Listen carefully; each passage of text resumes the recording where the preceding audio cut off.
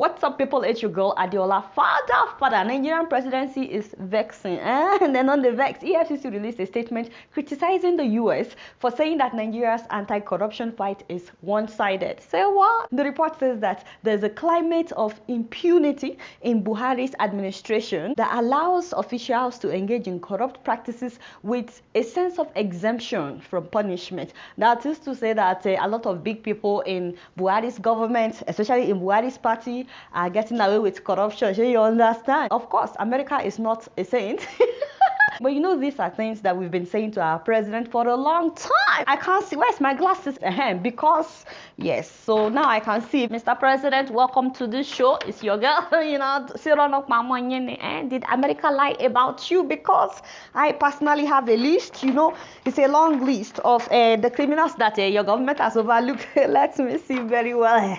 You see what I'm saying? In fact, let's not sweat too much. The governor of Kano, yes, the man is your friend. Very good friend. You are still doing investigation, no be so? Buhari said he doesn't think that the man will be so stupid to collect bribe. I'm like, can you imagine? They are still doing investigations. Just before the Kano governorship rerun, by the way, did you guys notice that the governor started executing all kinds of projects? And also, did you see him carrying cement at one of the projects in Dambata local government? I don't understand how people cannot see that this is all politics. They were hailing him. Haba. Anyway, so EFCC said that America's report is not only outdated and false, but misleading. And then they proceeded to list Buhari's achievement. I'm sorry for laughing. But Mr. President, just in case you are watching, excuse me, sir. You cannot be running to America begging for a helicopter and then refuse to take America's criticism. No, I'm not saying that you should take crap from America, but you already put yourself in a place where you were begging for a helicopter. Helicopter. Now you don't want to hear the truth. Actually, they paid for the helicopter, but you know, they collect aid from America. No, so now you don't want to hear the truth from America, but you can collect money from America. Once in a while, Nigerian government, please look at yourself in the mirror and stop using big grammar. And please don't misquote me. I'm not saying that America should be the one telling everybody what to do. I'm just saying let us put our money where we are putting our mouth. And speaking of which, there has been tension in Lagos State since the elections, including the closing of trade fair market for one day, where most of the traders are Igbos. And you know, there are several reports that the market was closed by the Lagos State government. So many people were saying Lagos State government. However, Vanguard reported that the market apparently was not even shut down by the Lagos State government. The market was closed down by leaders of the market as a protest to prevent alleged hijacking of the complex by a popular politician in Lagos. That's exactly what Vanguard said. Meanwhile, traders protested that day. The minister that want to sell trade fair, we are saying no.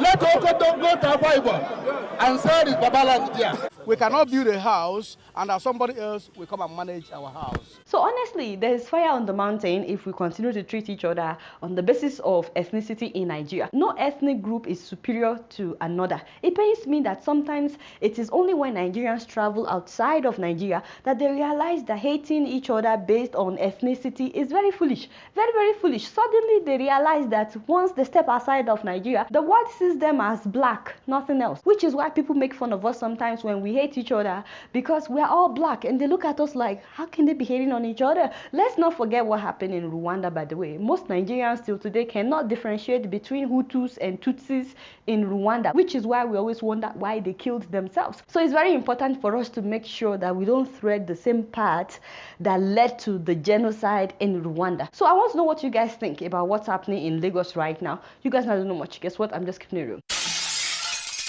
So by now, you guys must have seen the viral video of 7-year-old Success. I call her Lady Success. Her birthday was March 12th, by the way. Happy birthday. This girl went viral after she was sent home from school for not paying a fee. So she met someone on her way home who recorded her saying that she prefers to be flogged than for her to be sent home. You never pay now.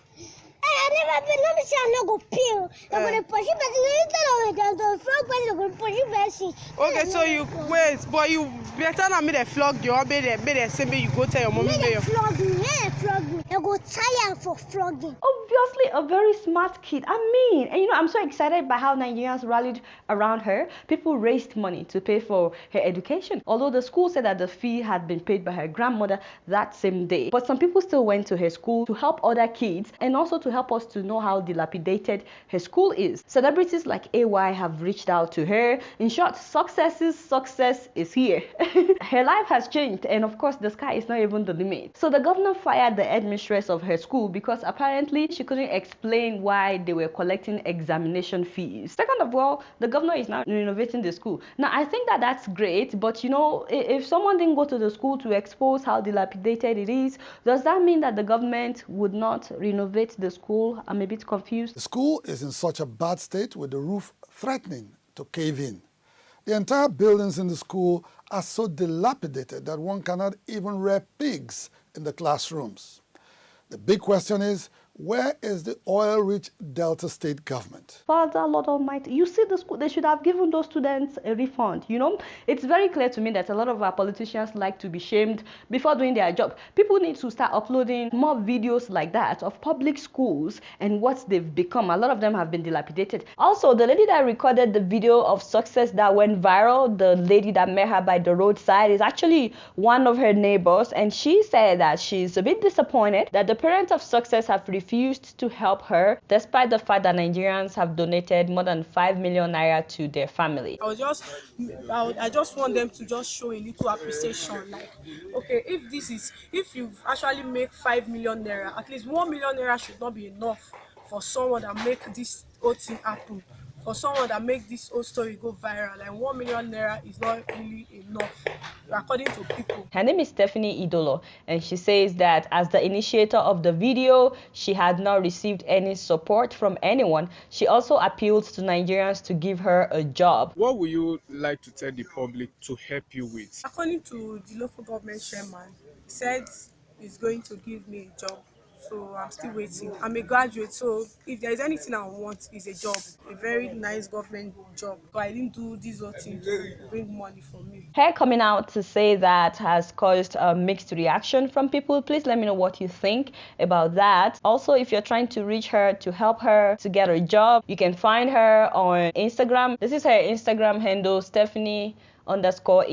Lastly, I'm really excited to see how Nigerians changed this girl's life. A huge shout out to everyone that donated money and the people who traveled to Warri to find her. Thank you so much. Kudos to you guys. However, please let's not be waiting for a story to go viral before touching lives. Let's step outside in our neighborhood. There are so many children that have been sent home from school that you pass by every day. Let's start seeing them. I'm challenging all of us, myself included. Do you know anything about the children in your neighborhood? And do you think that Success has nobody in her neighborhood that could have given her money for the fees? But guess what? They didn't see her. Even though they see her every day, they didn't actually see her. Such a talented and smart girl.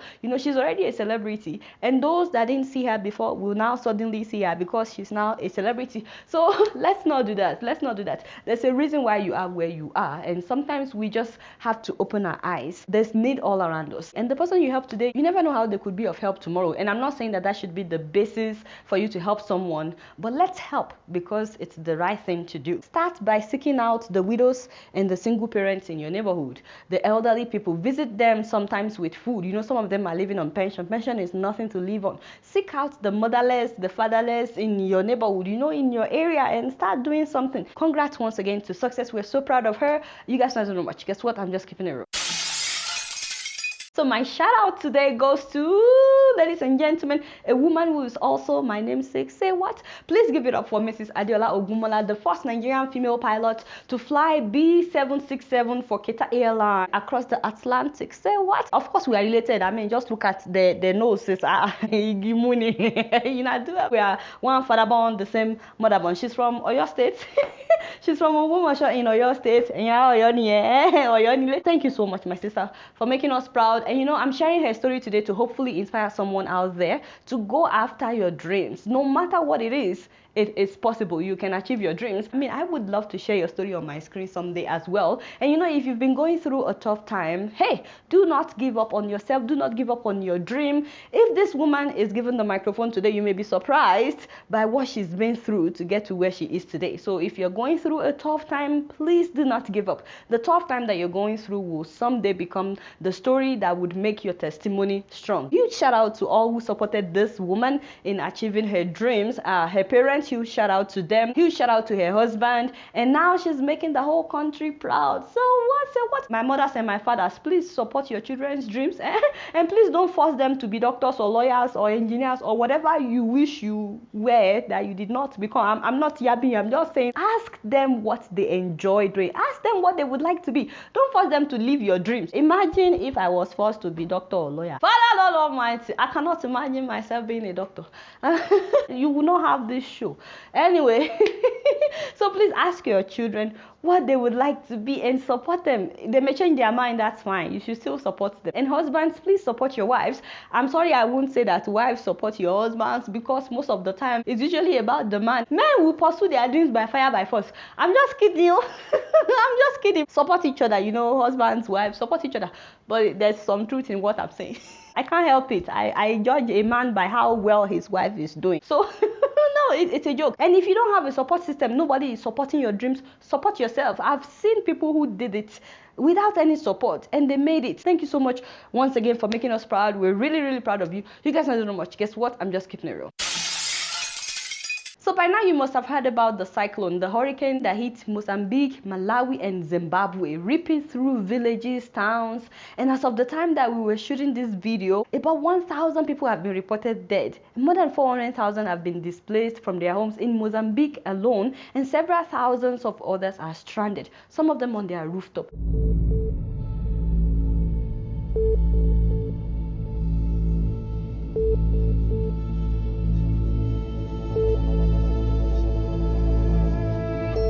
It's been a week since Cyclone Idai made landfall with winds over 100 miles an hour.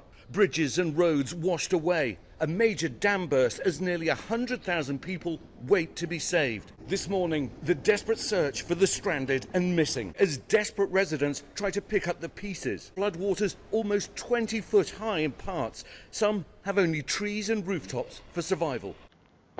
Wow. Just imagine. Denzel Mabindu is hoping to find his 2 children. Even dead is better, so that I can bury them nicely. My heart is paining and my eyes are full of tears of anguish.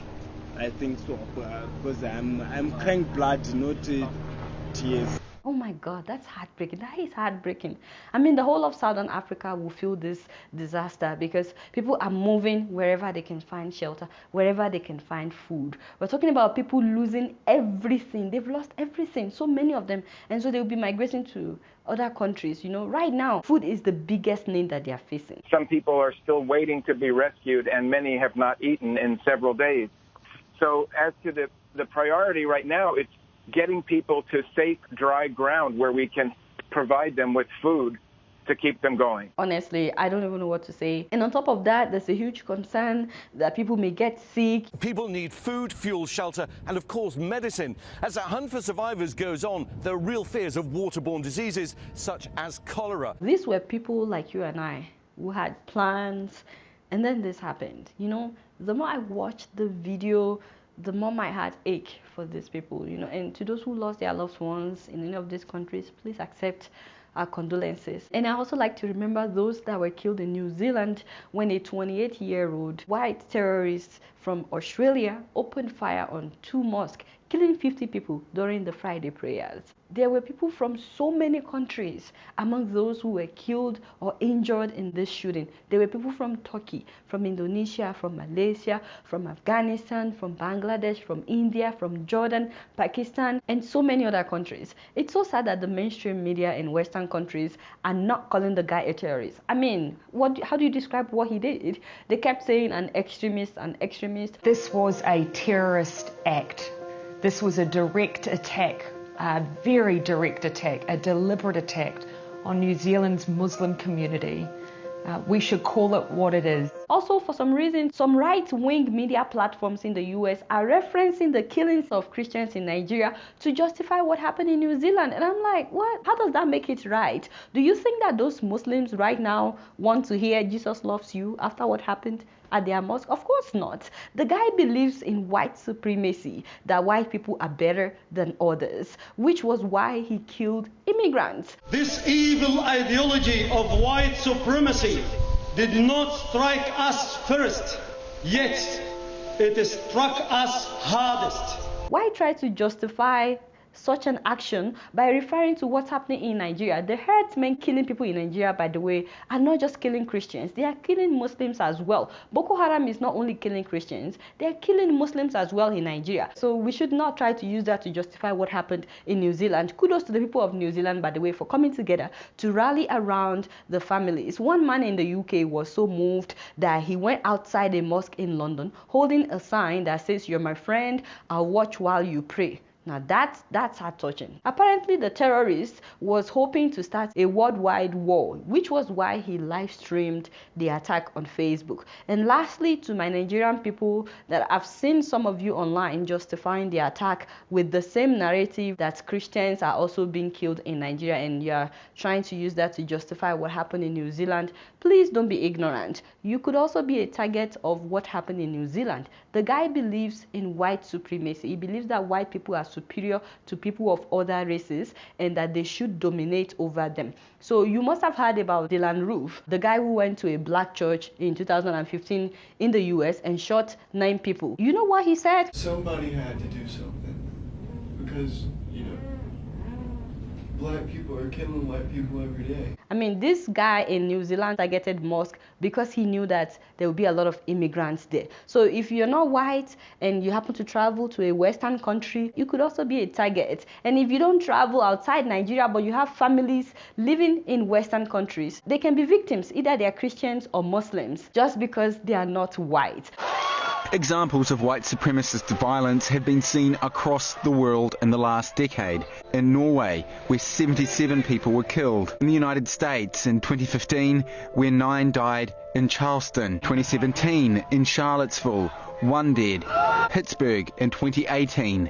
11 dead. So don't be ignorant. Stop trying to justify what happened in New Zealand by what's happening in Nigeria. If you step outside Nigeria today and you happen to meet a white supremacist, you could be a target anytime, any day. It's so unfortunate what happened. To those who lost their loved ones, please accept our condolences. You guys not do know much. Guess what? I'm just keeping it real. So I'm so excited to bring you guys some updates on what we've been doing among the Cameroonian refugees that are in Nigeria because of your generous donations. They are already enjoying the first borehole that you made possible for us to drill. And at the end of each project, I will be telling you how much we spent all together. However, I'll give you just a little breakdown today.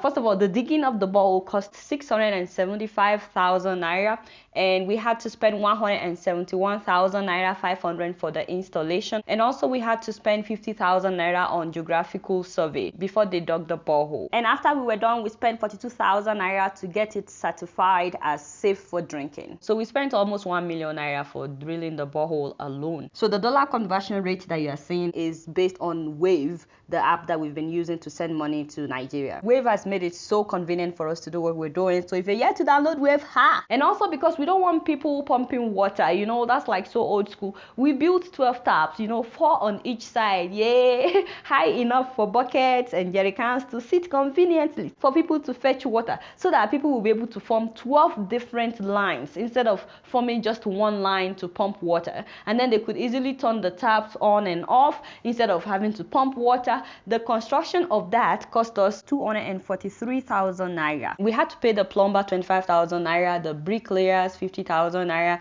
the carpenter 25,000 naira, the tiler 18,000 naira. So we bought tiles for the taps, and that cost 73,000 naira. Also the blocks that we used for the tiles, that was 17,000 naira, and the carpentry work cost 35,000 naira. Thank you for making that possible. So we bought them 3 tanks and we built the stand for the tank. Each of the tank is 98,000 naira and the transportation of each tank to the settlement is 3,000 naira, making 101,000 naira for each tank. So for the platform, the iron rods was 112,000 naira, and it's because we were going to mount 3 big tanks. So we had to ensure that it's very strong. We used 80 bags of cement, and each cement was 2,500 naira, so that is 200,000 naira. And we ordered 2 trucks of gravel, that is 21,000 naira per truck, 42,000 naira. We bought 3 trucks of sand, that was 12,000